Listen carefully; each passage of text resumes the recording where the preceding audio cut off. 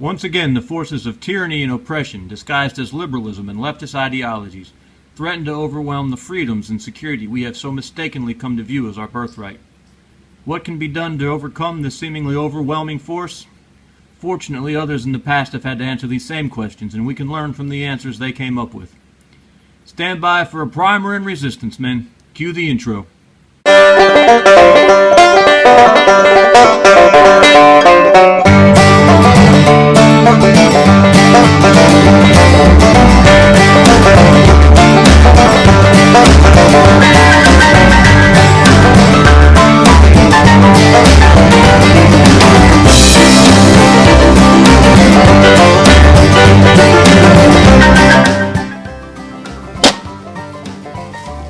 Alright, so Total Resistance by H. von Dach. Stick with me, man. This is an important one, and I'm going to try to be organized in my thoughts. Pastor Fox over at Viking Preparedness turned me on to this book. He suggested it, and I got it, and I took a while reading it and digesting it, and I have tried to get my thoughts in order to do this book justice. I'm not entirely sure I'm going to. What I can say is that I can recommend this book wholeheartedly to anybody. If you're consider yourself a member of the militia, if you're a patriot, if you just think the world situation is going to go to such a place that you need any level of preparedness, there's something in you for this book. But there's a lot in here for the militia and the modern patriot. And I think probably the best way to introduce you to it is just to read the last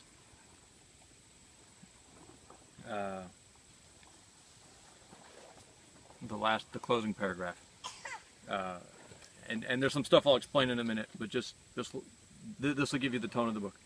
If two enemies fight each other to the last, and this is always the case when ideology is involved, and religion is a part of that, guerrilla warfare and civilian resistance will inevitably break out in the final phase.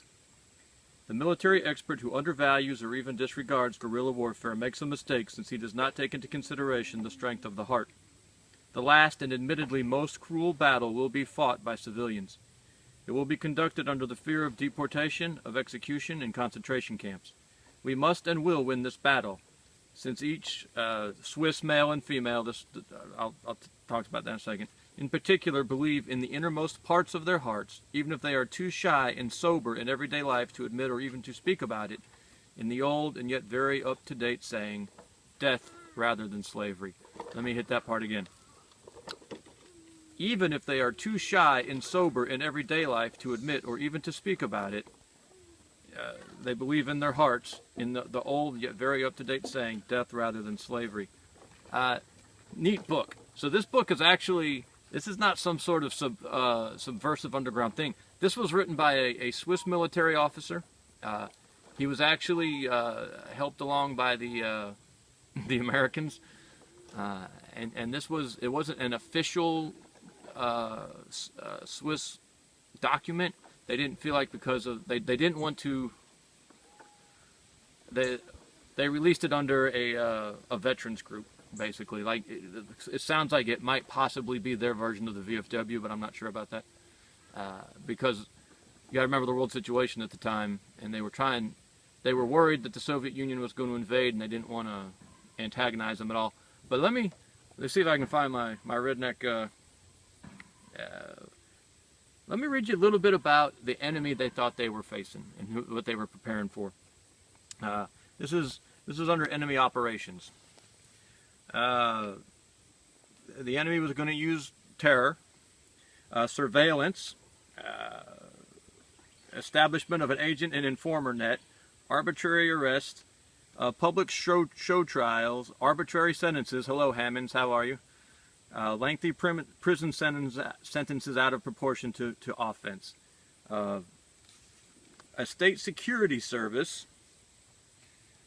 The foreign invading power was going to institute a state security service.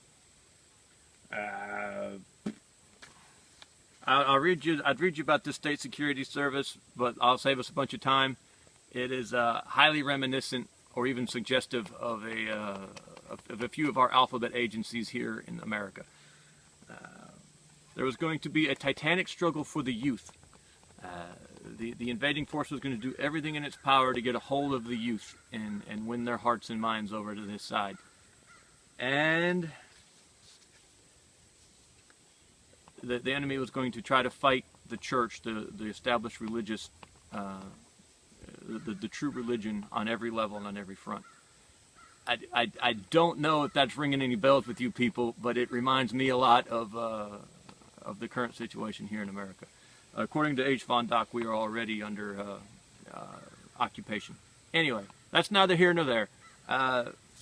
This guy's got just some great stuff to say. Let me tell you a little bit about who he is. Major H. von Dach was a Swiss military officer. After World War II, you know, the Cold War started, and the Soviets were threatening Europe, and no one wanted to go back into war, but everyone was scared of communism and what it would do, and for good reason.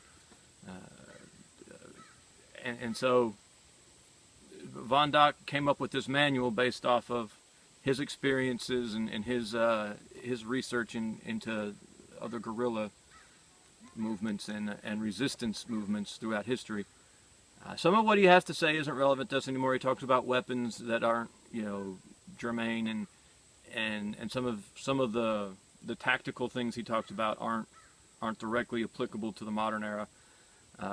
You know, knocking down telephone wires isn't going to disrupt the enemy in the least anymore. But he has some great things to say about how to prepare ourselves for being under siege in our own country. There's a couple other things I want to hit on real quick. One is, where are we at? Everyone's always wanting to know, where are we at? What do we do? What comes next? Well, this tells us. And I'm not saying this is perfect and this is like the Bible and the manual and follow it step by step, but boy, it really gets your thought process is working. From what I can tell, to this book, we're in the organizational phase, people. The enemy will leave certain areas unoccupied due to their lack of importance. And this might be where I'm not speaking for Pastor Fox. I haven't talked to him about this, but I can't imagine that he wouldn't read this and not say, "Come out of her, my people." You have to move into all these areas. You got to get out of her. You got to get where the enemy doesn't want to be. Assemble small groups of personnel at these places.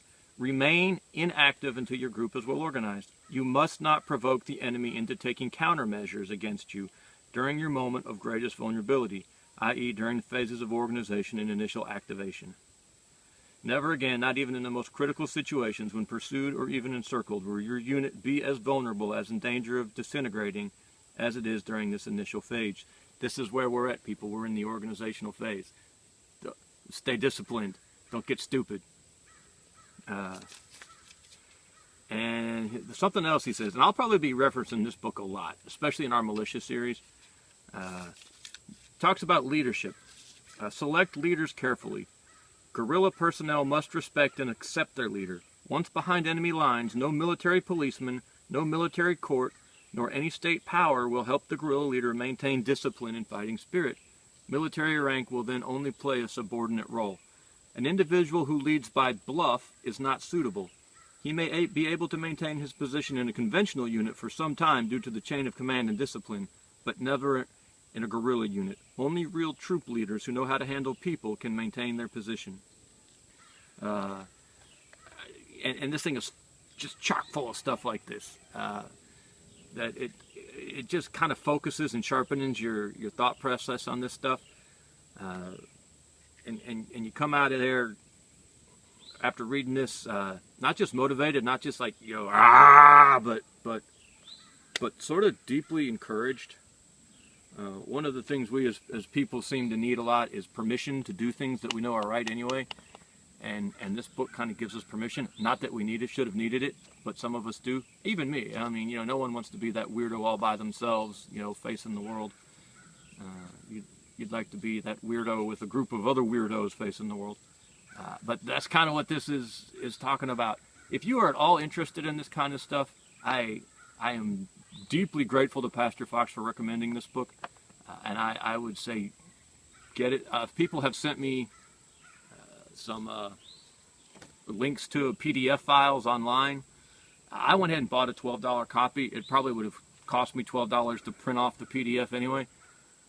And I like to be able to read it and hold it in my hands, and I've even marked it up some, and I'll be returning to it again. So if Pastor Fox watches this video, thank you, sir. Excellent suggestion, and I would pass that recommendation on to any of you who are interested in these topics. There is some really, really, really good information in this book. Really, like I said, hones and sharpens and focuses your thought process. You know, we're all waiting for the global reset. We're all hoping for that EMP that wipes everything out and lets us start over from the beginning without having to take major risks and put ourselves out there and whatnot. And that's my preference too. But that might not happen.